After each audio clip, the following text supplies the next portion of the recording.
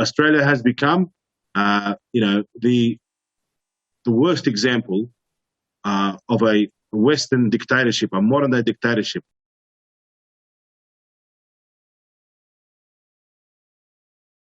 There's a lot of new legislation that's been passed through, almost, like a thief at night. It's been secretly passed through, in particular the 24th and the 25th of August.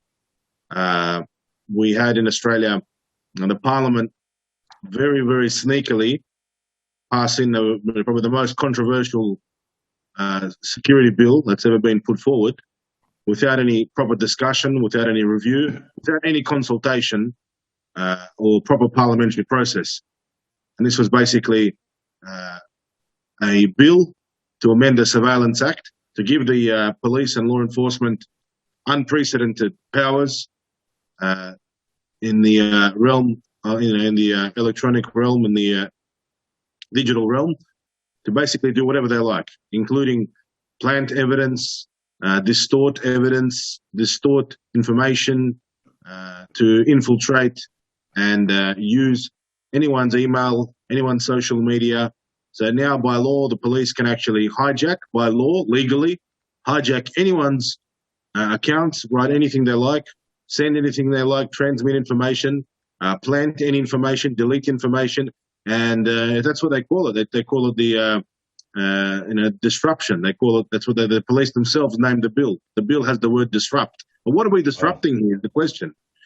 These kind of bills are necessary, only in the most extreme circumstances, of course, for counter-terrorism, and I obviously, like every normal person in Australia and New Zealand, we all support a safe society, and we would certainly be against any form of terrorism, and counter-terrorism is a good thing. But what we're seeing in Australia is, under the guise or under the pretext of counter-terrorism, it's the average mums and dads that are being targeted. It's journalists, it's people who have strong political opinions, it's everyday Aussies who are now becoming targets and victims of a government terror campaign. So the bill's been passed, and I predict that in the coming weeks and months, we'll see, quite possibly, we'll see mass arrests.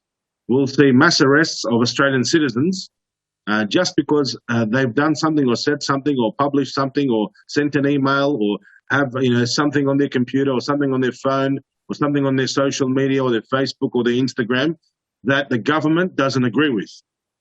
Now, the police now have it's unprecedented power. And the scary thing is, these aren't, these sort of emergency powers that are brought in temporarily to deal with a crisis.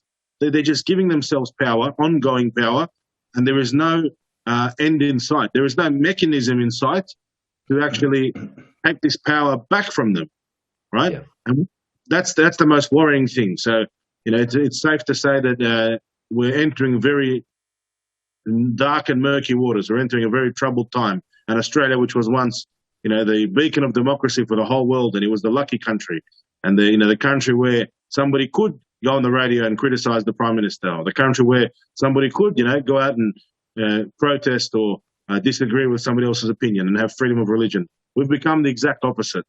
Australia has become, the worst example of a Western dictatorship, a modern-day dictatorship, and it's alarming and scary how quickly we've gone from the best country in the world to one of the most restricted, regulated, over-policed, and terrorized nations on earth. The only terrorism that we observe is the government terrorizing its own people.